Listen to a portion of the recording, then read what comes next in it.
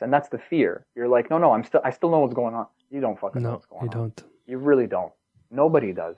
A lot of people know a lot of stuff, and we can learn from each other and look at like we're speaking on technology, and it's like all magic now. And there's religions and psychology textbooks and all this stuff that we can learn.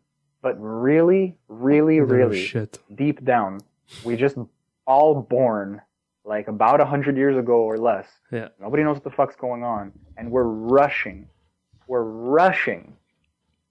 like a race, just trying so hard to pretend, to forget that we're gonna die, Yeah. that we're just falling into a coffin. Distract as much as possible. Yeah, man, and that we need to just accumulate something exterior. You know, like that's Something the that one defines insidious.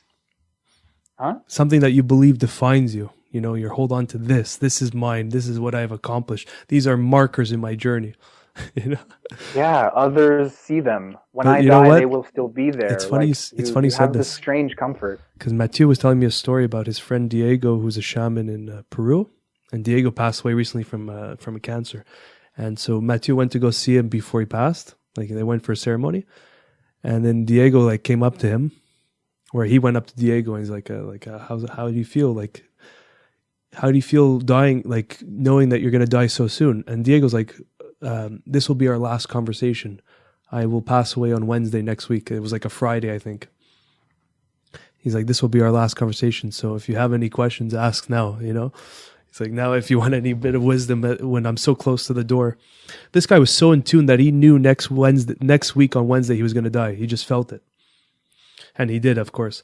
But so Matthew's like, so close to death's door. What do you feel like? What last words of advice do you have to give me? He's like, everything that he told him. He's like, everything that you believe, all your accomplishments, everything that you define as yourself, can't go through that door. Only you can go through that door. And what can go through that door is just you and all those moments and those memories that you've had. Those will be the last things that you can take into the door. But everything else, all your goals, achievements, accumulations, whatever you want to categorize in there, can't go with you. That's fucked up. That's it. You know, we know this. We all know this intellectually. Like, this is, you can't take your house with you when you die. But to really feel it and observe it and understand it, that's a practice, man, because many people don't face that practice until they hit the end, you know? But that's literally something that you should always remind yourself. And when you do that, you enforce gratitude, and all sorts of things get attached to that, and humility, knowing that, just being thankful and blessed for what you have, but knowing that that's just impermanent, you know? That's where the duality gets in for a lot of people. If you're kind of like too smart for your own good, and you need like a philosophy to save you, because like a house is important. You know, if you in this incarnation, in this time on Earth, do whatever the fuck you want, man, because you're here and you're going down. You're gonna die. You know, so what's important to you? My phone is freaking out. And that house could be very important, but at the same time, you can't take it with you, like you said. So there's this holding of everything you hold dear in one hand, you know, and just kind of like, I need this, or at least the I that I choose to believe that I am, you know, if you want to get really fucking crazy about it, that thing needs those things. And I want to play this game. This is the game I'm playing. This is fun. You know, I'm the orthodontist, and I bought the house in the Missouri or you whatever. Splurged. You had the money and you had the achievements and you got it. There's nothing wrong with that. But it's identifying with it and attaching to it. That's the suffering.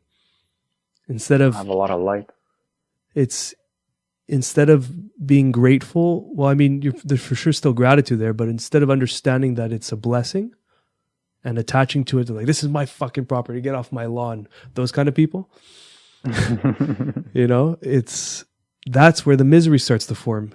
And that's like when you were saying about your ex, is like, if you're attaching to that person to gain the happiness from that person or whatever, or from that house, you're gaining that happiness because of that. Everything's gone to shit. Well, I have this to make me happy. That's the line that the ego kind of hid through. And that's the suffering all over again. And that is the trick that we always have to face. Constantly, it's a fucking battle where the ego is like a little worm, not a worm, a rat that hides in every dark corner, and then he chills there and forms a house, and then you fall into it, and then you realize that, oh, it's an ego trap, and you go to the next one. But it's those things where you identify with those certain things, the house, the girlfriend, whatever, that make you happy. That's where you've been misled, because the happiness is already going to be home base. All those externals are blessings and additions. That's, I don't know if I can add anything to that.